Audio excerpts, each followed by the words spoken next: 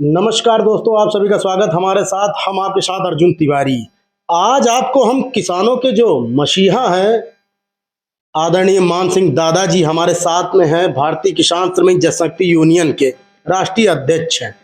5 जनवरी को एलडीए आवास विकास के खिलाफ महापंचायत करते हैं सिकंदरपुर अमौलिया में। वहां पर एलडीए आवास विकास के जो ज्ञापन है वो उनके जिम्मेदार अधिकारियों को दिए जाते हैं, लेकिन उसके बावजूद भी कोई जवाब नहीं मिलता है। उसके बाद में रिमाइंडर लेटर भी जारी किया जाता है, लेकिन उस पर भी जवाब नहीं मिलता है।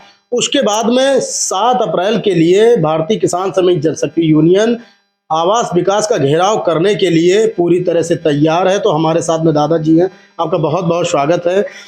ये बताइए कि जिस तरह से 5 तारीख को महापंचायत की कोई जवाब नहीं मिला, क्या कहेंगे? धन्यवाद तिवारी जी। 5 तारीख को जो महापंचायत की गई उसमें इन बड़े बड़े अधिकारी आ करके ये आश्वासन दिया, जनता के बीच में आश्वासन दिया कि हम जाने के बाद 10 दिन के अंदर आपका इसका उत्तर हम दे देंगे और आपकी वार्ता करा देंगे उच्च अधिकारियों से। इन्होंने उसका कोई जवाब नहीं दिया, जिसका 1 महीने तक हमने इंतज़ार किया। इसके बाद फिर हमने हमारे जो पदाधिकारी हैं, लखनऊ के जिला अध्यक्ष और हमारे प्रदेश प्रवक्ता फिर दोबारा रिमाइंडर दिया, उसका भी इन्होंने जवाब दिया।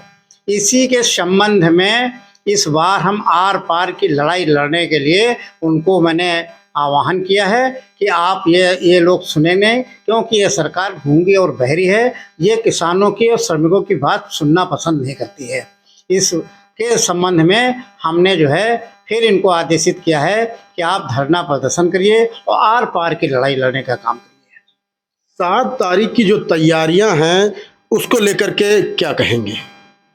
7 तारीख की तैयारी में हमारे जिला कमेटी और प्रदेश की जो कमेटी कार्यकारिणी हैं, ये सब मिलकर के बहुत अच्छी तैयारी की है, जैसा कि हमें पता चला है।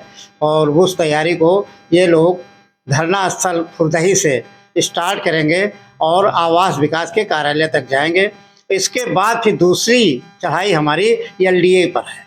ये आप समझ लीजिए, हम चुप नहीं बैठेंगे जब तक ये गूंगी बहरी सरकार हमारी बात को सुनेगी नहीं। हम तब तक ये लड़ाई किसानों की लड़ते रहेंगे।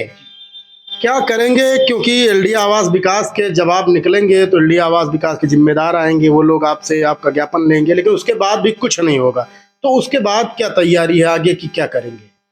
आगे की तैयारी तो फिर अब ये मतलब ओपन करने वाला नहीं है, क्योंकि ये सरकार बहुत ही बड़े ही दाव पेच से चलती है और लोगों को फेल करने का काम करती है और ये ना सुनने का काम करती है। जैसे कि 1 साल दिल्ली में धरना प्रदर्शन हुआ और कई संगठन मिलकर के वहाँ काम किया, वहाँ पर भी इन्होंने टहराने का काम किया। एमएसपी पर इन्होंने जो वादा किया आज तक पूरा नहीं किया।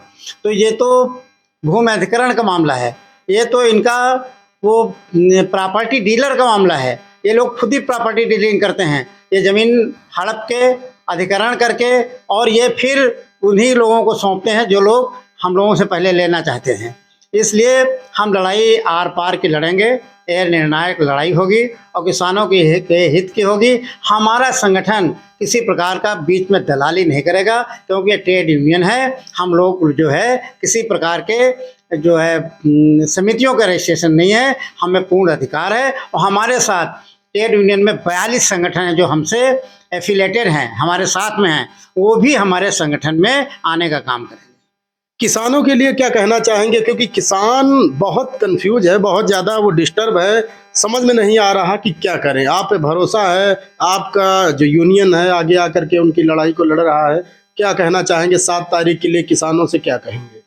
किसानों से मैं तो निवेदन करूंगा कि उनकी लड़ाई मैं लड़ रहा हूं अपने प्लेटफॉर्म पर, वो लोग हमारा साथ दें, आवें। और उनको मैं विश्वास दिलाता हूं कि किसी प्रकार की बार्गेनिंग हमारे संगठन के द्वारा नहीं की जाएगी, ना ही कोई करेगा।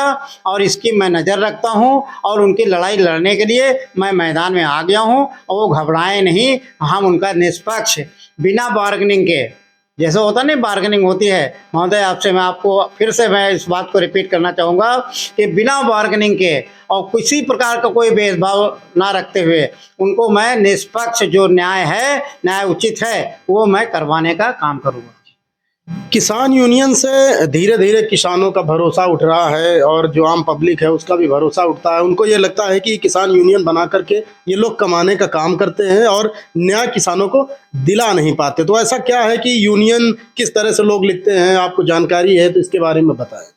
देखिए, बहुत से लोग हैं जो अपने आप को भारतीय किसान यूनियन लिखते हैं और वो समितियों का रजिस्ट्रेशन कराए हुए हैं, जैसे जनसेवा समिति और नशा उन्मूलन करके रजिस्ट्रेशन कराए हैं और वो किसान यूनियन चलाते हैं।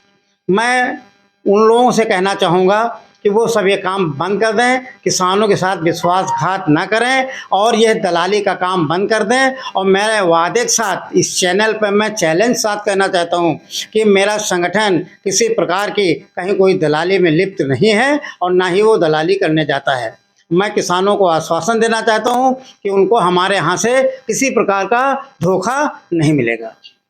अपने कार्यकर्ताओं को, चाहे वो जिला अध्यक्ष हों चाहे प्रदेश प्रवक्ता हों, जो भी लोग हैं उनके लिए क्या कहना चाहेंगे, क्योंकि वो लोग बहुत मेहनत लगन के साथ लगातार संगठन में काम कर रहे हैं, तो उनके लिए क्या कहेंगे? मैं अपने जो लखनऊ और हमारे प्रदेश के जो पदाधिकारी हैं उनकी जो इंटेलिजेंस रिपोर्ट है हमारे पास, वो इतनी अच्छी है कि मुझे गौरवान्वित होना पड़ रहा है कि ऐसे लोग बहुत कम संगठन में लोग मिलते हैं। मैं उनको बहुत बहुत सहर्ष बधाई और उन्हें साधुवाद देता हूं कि ये लोग लगे रहें और किसानों की हित की बात करते रहें, काम करते रहें और एक दिन ऐसा आएगा कि इन लोगों का नाम पूरे भारत में उजागर होगा। तो हमारे साथ में भारतीय किसान श्रमिक जनशक्ति यूनियन के राष्ट्रीय अध्यक्ष मान सिंह जी थे, जिन्होंने बताया कि जो 7 तारीख की तैयारियां हैं आवास विकास की घेराव की, वो किस तरह से की गई हैं और किसानों को न्याय दिलाने तक भारतीय किसान श्रमिक जनशक्ति यूनियन निरंतर काम कर रहा है और आगे करता रहेगा। अर्जुन तिवारी, नमस्कार।